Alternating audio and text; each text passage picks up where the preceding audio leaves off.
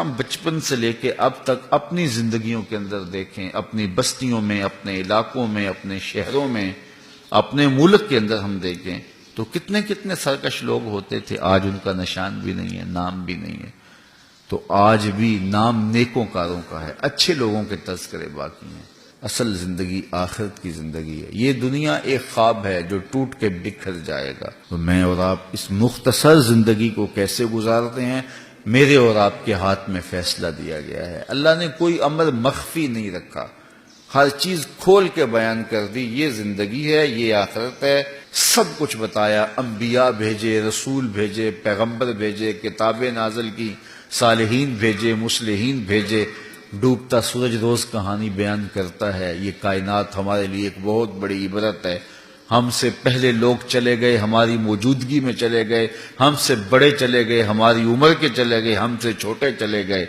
قبرستان آنکھوں کے سامنے ہے، یہ روز جنازے اٹھتے ہمیں دکھائی دیتے ہیں۔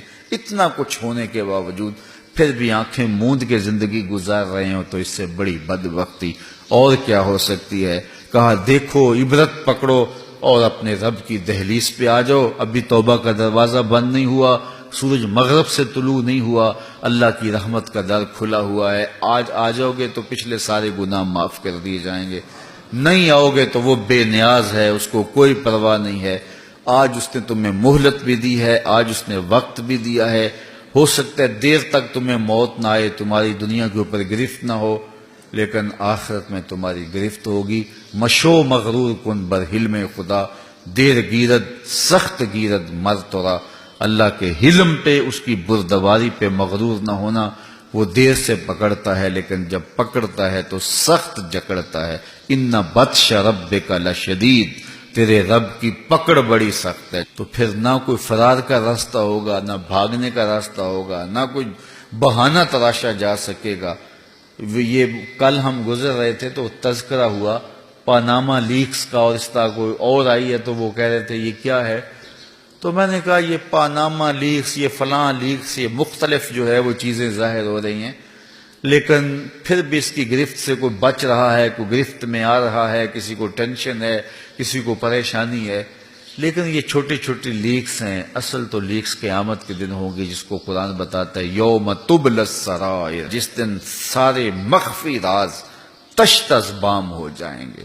تو وہ بڑا سخت دن ہوگا جب کوئی چیز بھی مخفی نہیں ہوگی۔ آج میں آپ سے پوشیدہ ہوں، آپ گمان کرتے ہوں گے کہ بہت اچھا شخص ہے، لیکن اگر میں اچھا نہیں ہوں تو آج آپ کے سامنے پوشیدہ ہوں، کل پوشیدہ نہیں ہوں گا۔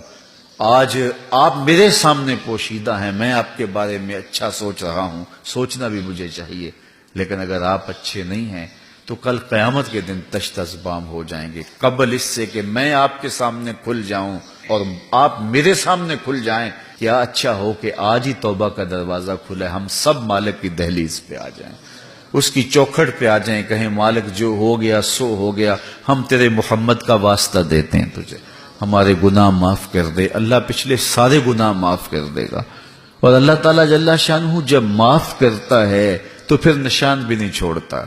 نامہ اعمال سے فرشتوں کو حکم دیتا ہے، نامہ اعمال میں جو لکھا ہے وہ بھی مٹا دو۔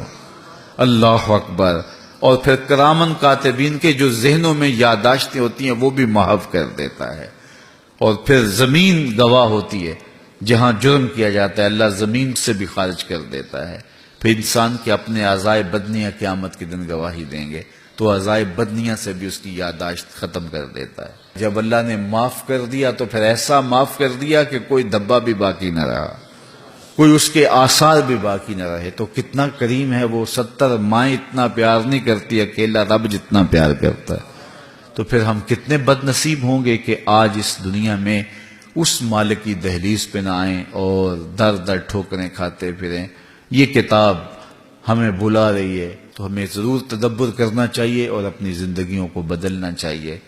کل پچھتاوا ہوگا، لیکن کل کے پچھتاوے سے کیا بہتر ہے کہ آج ہی ہم اپنی زندگی تبدیل کر لیں۔ کل تو دارالجزا ہے، دارالعمل نہیں ہے، تو اس دارالعمل میں ہم اپنی دارالجزا کے لیے بہتریاں بھیجیں۔